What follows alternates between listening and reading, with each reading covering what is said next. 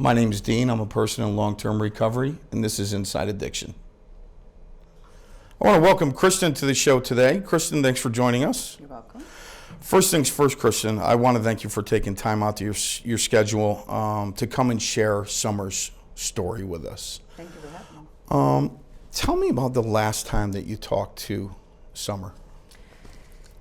Well, it was an early morning ride on the way to work, and I called her to talk to her about a sweater, and a sweater that I wanted to get back from her. And it was the last conversation that I had with her, and I actually buried her in that sweater about 6 days later. And when was that? That was in 2015. Summer died on January 9th, 2015. So tell me about Summer, like school. Yes. I've looked at pictures of Summer, and she just seemed so happy and full of life, and like I couldn't find a picture where she wasn't smiling. Right. Summer came out smiling. I think she was impish, she was full of life, she was fun, she was the life of the party, she was caring, sweet, challenging. She was the kind of girl that always had a little hand on her hips. So from the beginning, that was her personality, to push the limits a little bit. How was high school for Summer? High school was fair for Summer.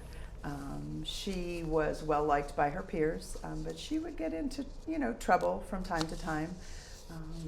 But high school overall was a relatively quiet period for her. Childhood? Childhood, not so much so. When Summer was 9 years old, I started to see a change in her behavior. She went from being this really bubbly, friendly child to her second grade teacher was actually her first grade teacher and asked for her to come back and join her class. In fourth grade, I started to see that Summer's behavior changed. We'd be walking through the Grand Union and she'd be behind me kind of like swearing, and just her clothes changed. She started dressing all in black, just wasn't her. And so I started to take her to counseling, and during that period of time, it actually came out that she was a victim of child sexual abuse, and life totally changed. And as a survivor myself, and in working with people with a substance use disorder, that's far too often a theme, some sort of trauma, sexual abuse, physical abuse, emotional abuse, and then turning to self-medicate. And I never really, when you're dealing with something like that as a mother at that moment, you're thinking about the now. You're almost too afraid to think of the future.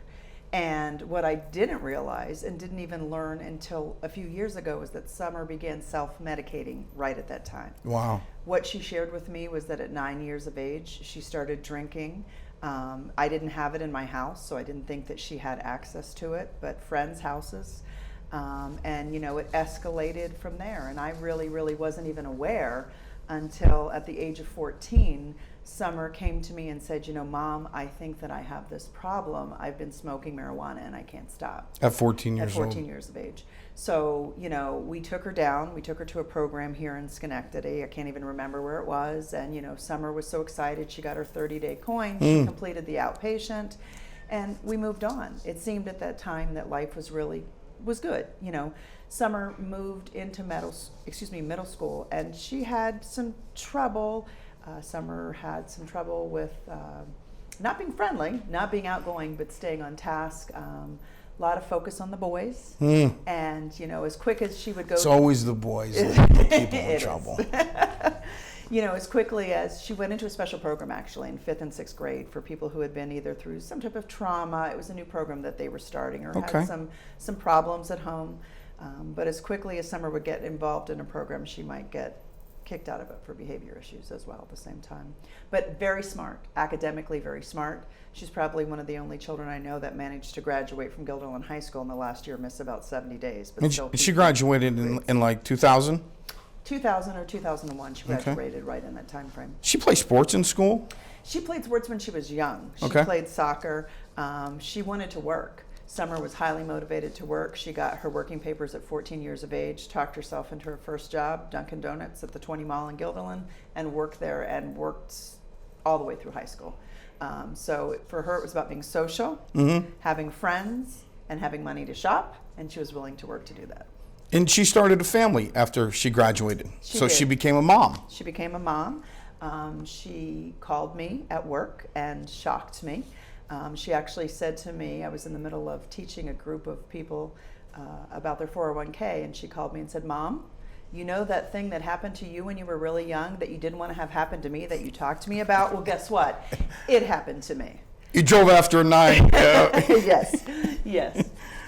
But he was the best blessing that has come into our lives. Summer worked really, really, really hard to be a good mom, and things were going well until I got a phone call. And I was sitting there at my house in Rotterdam, beautiful spring day. I can still remember the day when the phone rang, and a friend of Summer's, a very close friend, said, "You need to help Summer. Summer's a heroin addict." And the floor, I had, wheat pot, things like that. Sure. And I had no clue. And my world and Summer's world just changed. And the hell that I think, I call addiction a hell when you're an active addiction that's known to somebody using in their family. It started, and it became for us a 12-year roller coaster.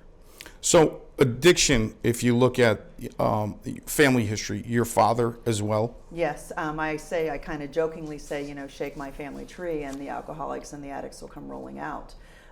My father, as I grew up, he was an active alcoholic, and I found out a few years ago that my grandfather, who I had never met, died at 36 years of age. Wow. And he died, I saw his death certificate, it was cirrhosis and chronic alcoholism. At 36 years old? 36 years of age. So every child, myself, my two sisters, we each have a child who struggles with either alcohol or addiction. I have a nephew right now who's in treatment, but if somebody wanted to use the words that you might use, he'd be considered the town drunk at 40 years of age, living at times in the woods with the homeless people, himself being homeless. This was a kid at 14 who was an Eagle Scout, straight A student. And my other sister, out of her 7 children, she has a child who struggled with meth and had gotten herself clean. Things were going well, and now she's actively on the streets using heroin, and she's about 29. So definitely genetics, family history, it's all there. So at some point, Summer goes to the hospital, gets into treatment. It became, that day, when she called me, the very first step that happened is she had a son. And I had to make the difficult decision to go to court the very next day and do an emergency removal of Richie from the home. And Summer, for a 2-year period, kind of just was in and out of Richie's life. When she was doing well, she'd be at our house visiting. We'd have periods of clean time, periods of not so clean time. And then it really, really started to escalate. Until about, I would say 2007, it just really, we started to bottom out during that time frame. So she ends up going into Columbia Memorial Hospital in 2007. Yes. And she actually kept a journal Yes. that you've brought today. Yes. So we have the opportunity to really look into Her mindset, where she was, I think, at that time. And it's ironic because I didn't find this until after Summer died. Wow. And so these, although the words can be difficult, they help me understand where she was at. So I'll share a few of those. Thank you. Yeah. So this is from September 2007. Today was one of the most difficult days of my life. I'm not sure what to do or even say. I'm so depressed, lonely, and lost. I've let everyone who loves me down, just like I've always done. But this time it's much worse. I actually tried to kill myself. Not just for attention, but to die. What was I thinking? I have a wonderful little boy. I brought him into this world and he needs me. Who else's job is it to take care of him? I mean, really. Of course, there are others that do and will always be willing, but it's my job. No matter what's going on in my life, I need to get it together, if not for myself, but then for him. I'm sick and tired of this lifestyle. Yes, it's fun at times, and it feels good, but for what? An hour, maybe 2? Why jeopardize my life, my family, and my future for a high? It sounds so stupid, but it's not that easy to do. Today I learned that you can't trust people that you think you can. Most people are really only in it for themselves. And then this is a couple days later. Well, she actually ended saying, I'm just going to take care of this one day at a time and never give up. And a couple days later, she says, my mom came today. We had a wonderful visit. I miss that. I miss the old days. I'm not sure if we could ever get them back, but I'm hoping that we can. We used to be so close. My brother, I miss him. Now he's so very distant. I'm not sure what to do. Everything is happening so fast. Do I go back to rehab for the 4th time, which never works? It only gets me more connects or a shelter. Or do I go to Kevin's? No one who knows both of us wants us to be together. I don't think our relationship is healthy. I need someone who will love me no matter what, who won't judge me or call the cops or my family on me, work with me, grow with me, and love me. Why can't I find that? I need someone who will work with me and he will love me unconditionally and I will love him. Please, God, give me that. I'm trying so hard.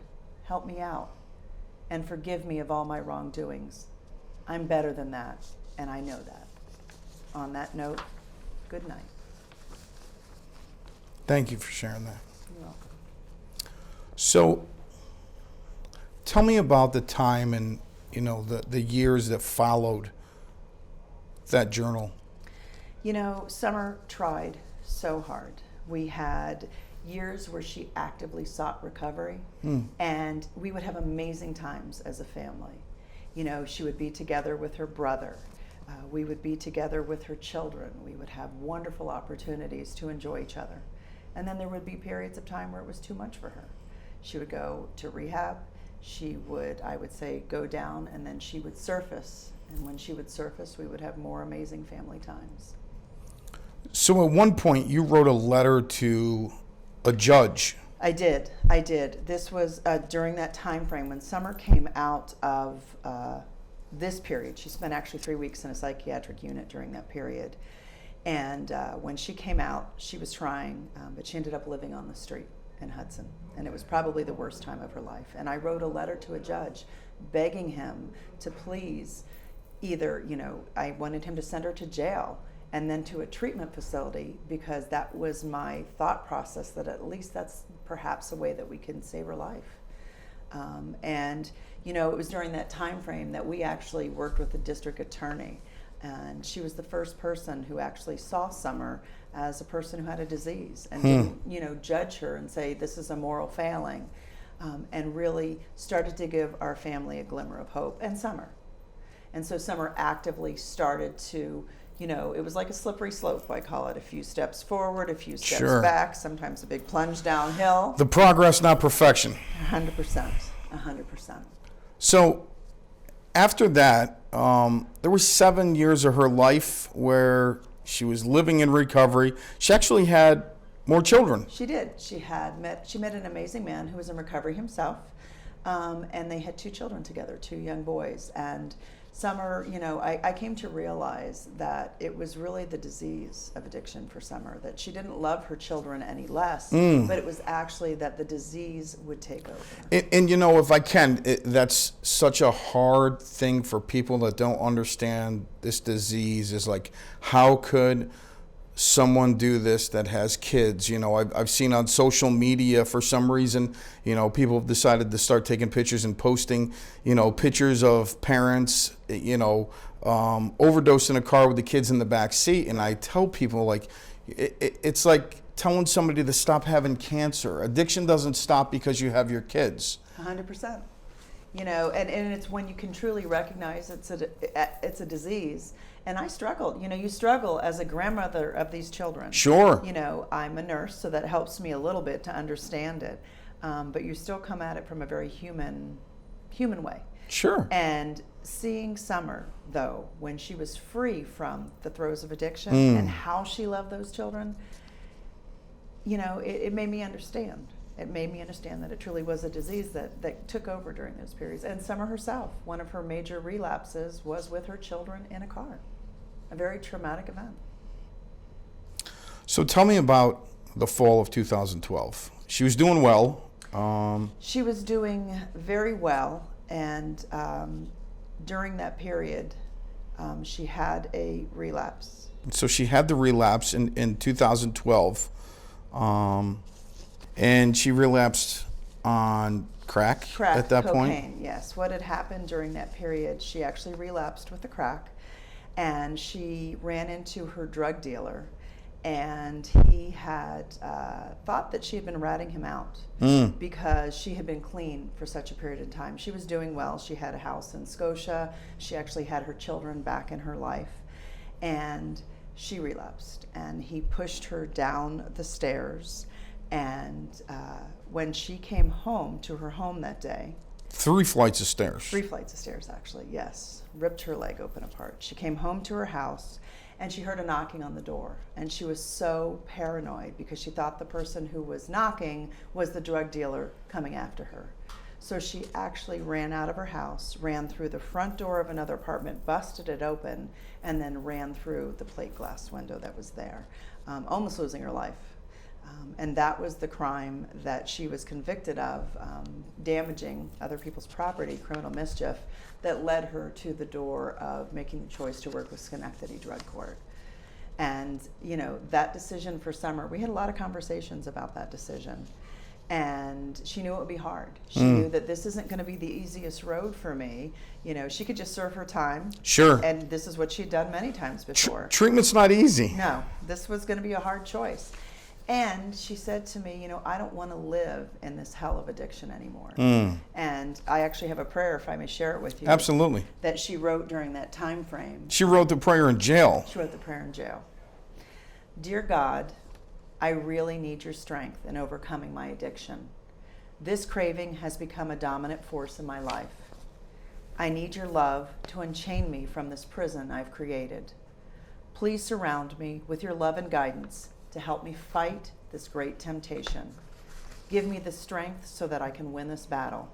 I know with you everything is possible. I so need your love and support. Amen.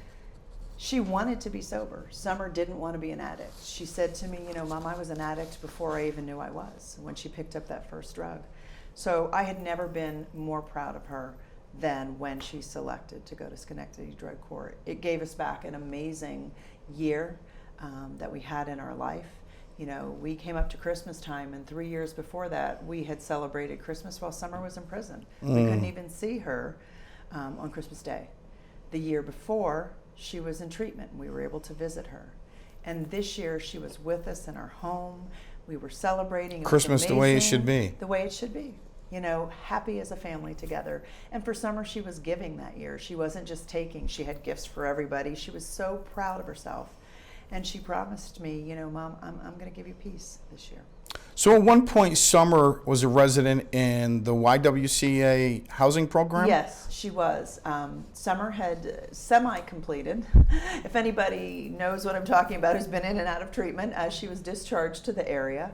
And she was living in a local homeless type of shelter here.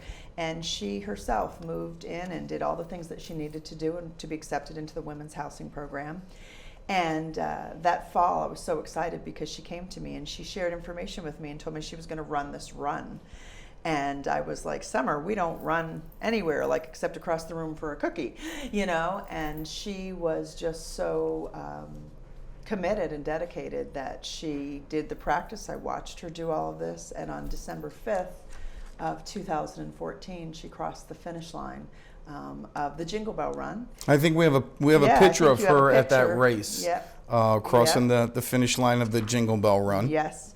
You know, I've been proud of Summer every day of her life, but this day was above the rest, you know.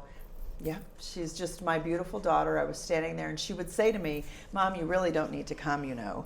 And I knew that that was her way of saying, you know, come watch me.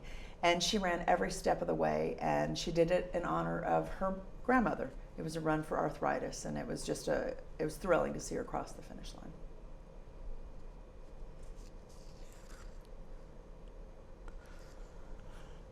So December 2014, you guys celebrated your Christmas together. Had right after that run, you know, we had an amazing couple weeks. It was just like everything was wonderful. And there was this beautiful snowy night that we had together.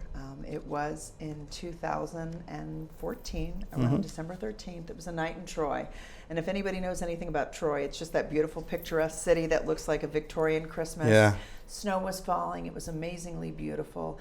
And we celebrated by going out to a concert together. And it was just this beautiful, beautiful snowy day. But I do have words to share with you about a snowy day about 3 weeks later. A 31-year-old female with a history of mental disorders found dead by Schenectady police. The body is identified by the attached name tag and is received in a blue bag with a seal bearing the number 009591 attached to the bag. The body is clothed in a red long-sleeve t-shirt and blue pants. Multiple tattoo marks are found to be present on the surface of the body. On the right foot is the word Richie and Anthony, tattooed on top of a butterfly. On the left foot, the word Caden is tattooed. And these are the children's names.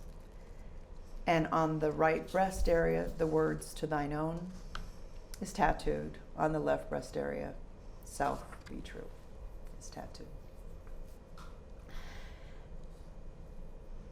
Our life changed for forever that day. You were actually planning to go to church Yes. that Sunday. That Sunday, Summer was supposed to come to church with me. And instead, I ended up there. I didn't know where else to be. That's where I needed to be. And my son, Summer's brother, was with me. We were holding on to each other, just weeping. And they read some words. That service was about being free. And the irony, just I'm standing there, and they showed the analogy that they used on the media display was a little girl carrying this turtle in a box down to the side of the river. And she kept trying to tell the turtle, you know, go be free, go into the water. And every time the turtle would go out, he would turn around and come back into the box. And they read words from Romans that day. I think that you might have them. Yeah. I don't really understand myself, for I want to do what is right, but I don't do it. Instead, I do what I hate. I want to do what is good, but I don't. I don't want to do what is wrong, but I do it anyway. And those words really, really resonated with me that day. And I thought, oh, how I wish she was here to hear this. Because they resonated and seemed to fit, those were the words that we used at Summer's funeral. And ironically enough, when I found her Bible one night when I was really, really struggling a few weeks later and praying, I went down through a box and there was Summer's Bible. And as I was going through it,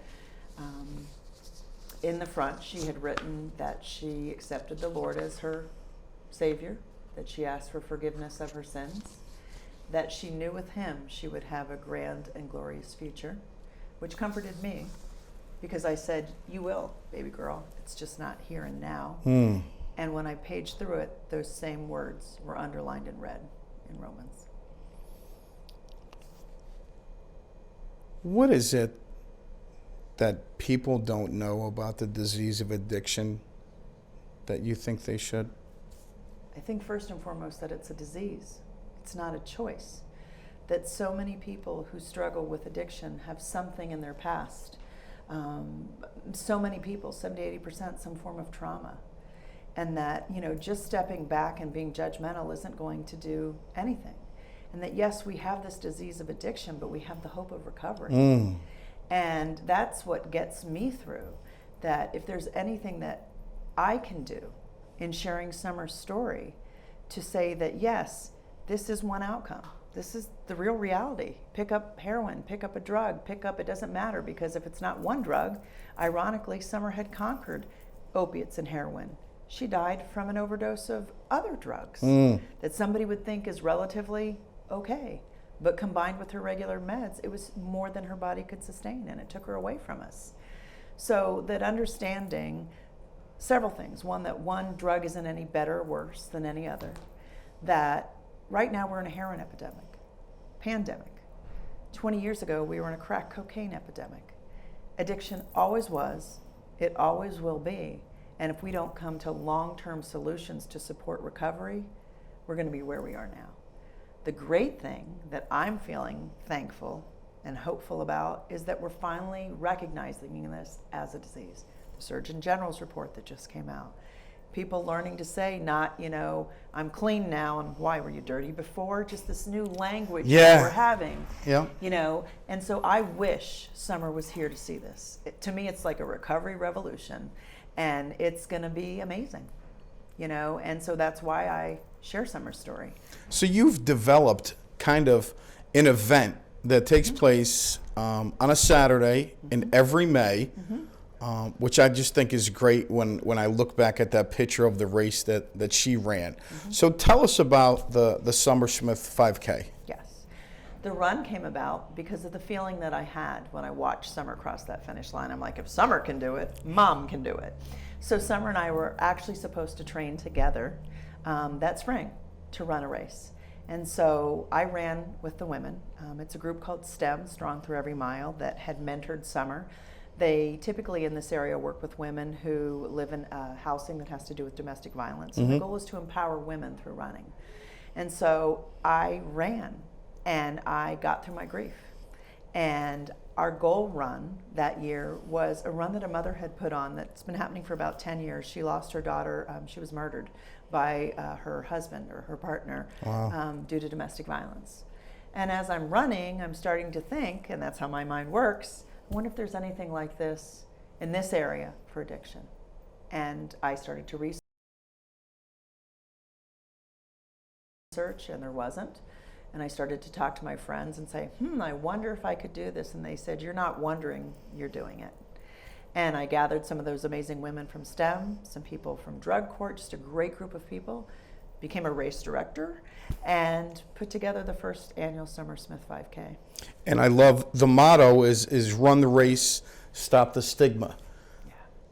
Yeah. And it's what I started with, because Summer could never see herself for the truly beautiful soul that she was.